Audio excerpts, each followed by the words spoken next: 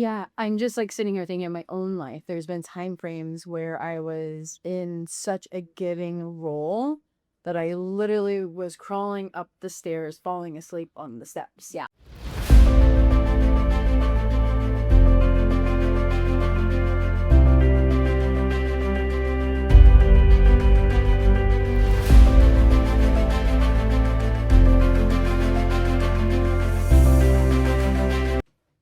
Welcome back to Her Horizon podcast. I'm Liz. This is Paula. And we are here today to talk about energetic leaking and where you may be over giving in your life, and how we've been taught that especially as women, that we are need to give in order to have worth. If you've noticed that women are always defined by their roles, so she's a great mother, she's a great, sister, she's a great friend, but not necessarily like she's a great woman.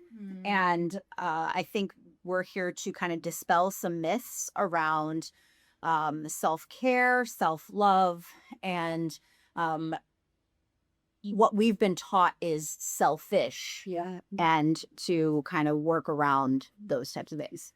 Yeah, I'm just like sitting here thinking of my own life. There's been time frames where I was in such a giving role that I literally was crawling up the stairs, falling asleep on the steps. Yeah. Like literally, as I'm pregnant, as I'm like working my buns off, as I'm not supported, I'm like literally like crawl and falling asleep. Do you think that was like good for my two little kids? No. Not at all. Like Same. I mean, we're both mothers, so I think, Yeah. anyone in a mother role or even in just a caregiving Yes. role has felt how draining, how much of your own self you can give without filling it back up. And it's such the martyrdom is like such it's so horrible to teach women because we actually multiply what we're given Yeah. easily. And if we're given peace, love, joy, calmness, we will multiply it. If we're Yes. giving safety, boom, your Yeah. world is gonna be amazing. If we're giving martyrdom, we're gonna multiply that of like where we Yeah. have to feel like our only worth comes from like taking care of. Yeah. And I love nurturing people. Like Same. that's not right. That's not even Mhm. in the question. We are natural nurturers as women, but when we don't have anything to give, we're in environments that are not healthy for us. Like we go downhill quick, and Yeah. our bodies hold it. Our bodies keeps the score. It's a great book. Like our bodies hold it. So like completely doing a 360 on that, like re-spinning that. Put your own mask on first. We have to fill our cups up. I became such a better mom when I started taking care of myself. Like Very such a present mother when I was able to like take care of myself. And what's interesting is like there was women coming out of like the woodwork at that time, like trying to like put me down. Yeah. You know what I mean? Like you're creating a retreat company and you're away from your kid. I'm away from my kids 2 weeks a year. And then I'm so present with them the rest of the time. Whereas before I was away from my kids 70 hours a week Right. and wasn't present with them at all. Unfortunately, the system that we've lived in has taught women that other women are our enemies, and that we, need to be competitive or be judgmental, or, because I'm not as good of a mother, or she's not as good of a mother, she's not as good of a daughter, she's not as good of a caretaker. And it's a way that we have kind of built ourselves a little hierarchy amongst women, and it all revolves around what we can do for other people. Absolutely. And when we're not doing for others, then we are called selfish. Look, when I was caring for my aunt who had Alzheimer's for 4 years before I decided to sell everything. And I was completely lost in that role. At the end, I could barely get out of bed. I was so completely emotionally, mentally, physically drained by it.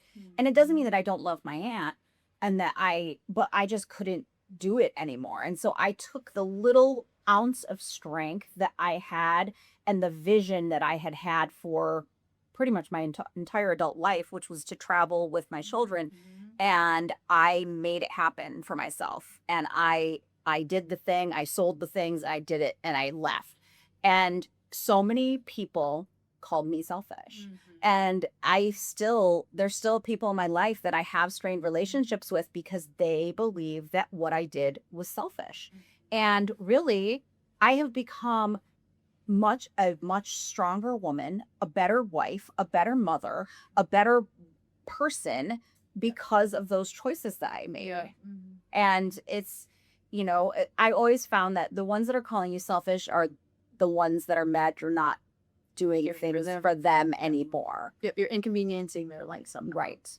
And it's the same thing to do with building wealth. And one of the oldest habits that I think goes into wealth building is paying yourself first. 1000%. And so that, it goes hand in hand with that.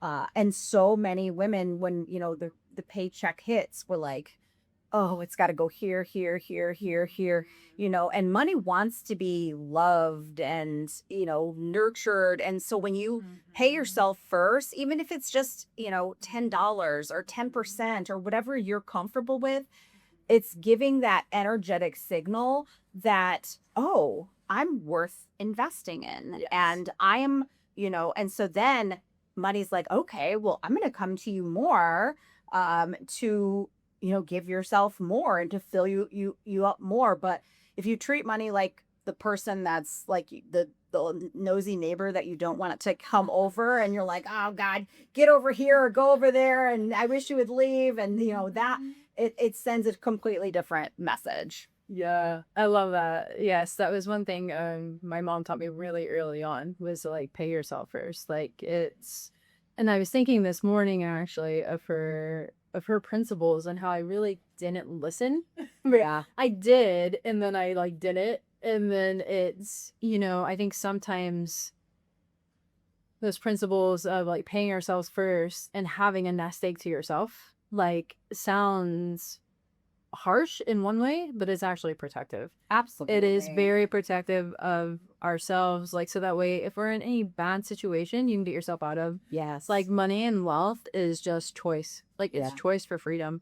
And that's when you can choose ourselves first, right? If your kid needs something, or if like a neighbor needs something, like that's how you are able to give. Yeah. It's that the capacity to give is because it's there. Yeah. Like, you're not. Whereas if you're just giving of your own energy and time, and then giving all your money instead of holding some back, then you're going to always end up empty.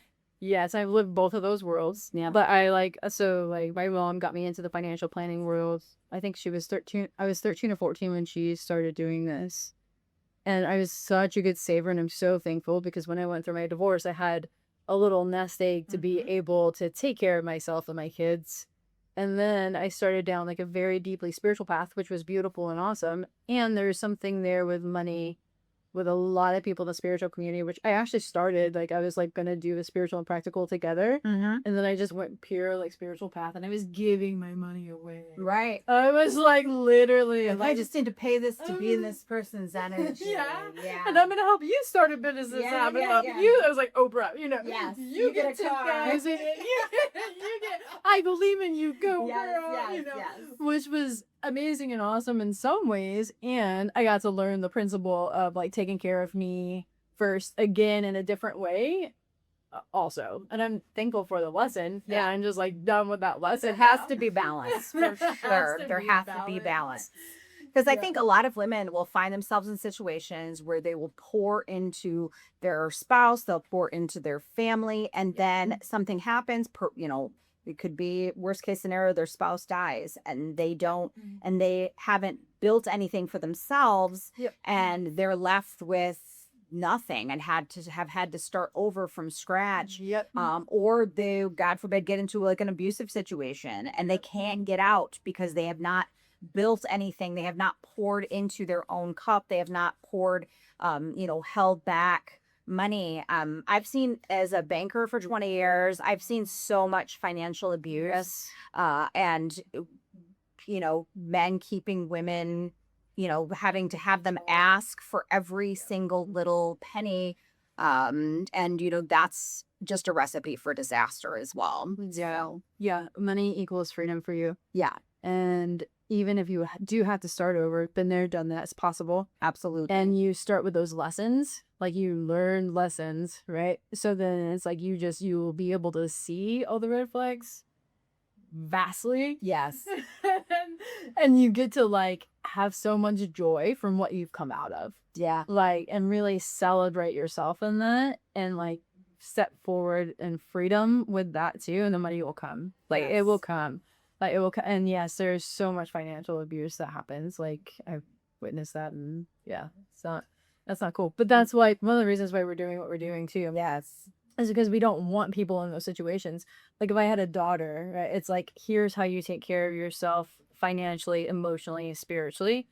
Like that's Yeah, the main those are like the things. pillars that Mhm. that every Mhm. woman needs to be able to, you know, care for herself and to be a little selfish, I guess, is what they're, even though that word has such a charged connotation, but it's really so important. I don't even believe, like, I believe in like your clear yeses and nos.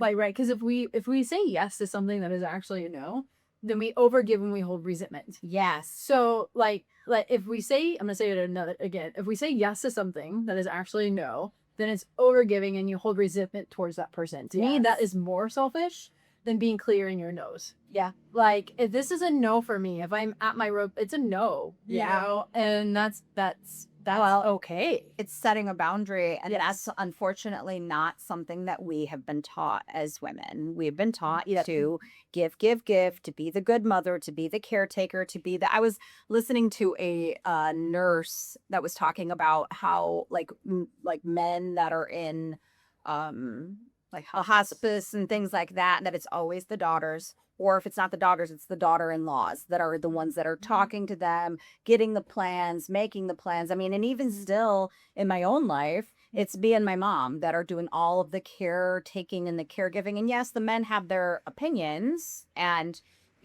but we're the ones that are actually doing the things to, and it's just part of our nature in a way. But it can be draining, and it can be, if we don't set those clear boundaries where, sorry, I can't do this for you today, but here's what I can do maybe down the road or something to that effect. Or if we're feeling too like I can't give anymore, then we need to take a step back and say, how can I give to myself this? Yeah. Yeah. Yep. Yep. Clear boundaries, clear yeses and nos, Yeah. putting ourselves first, All of honoring. those. Mhm. Yeah. All of that good stuff. Yep.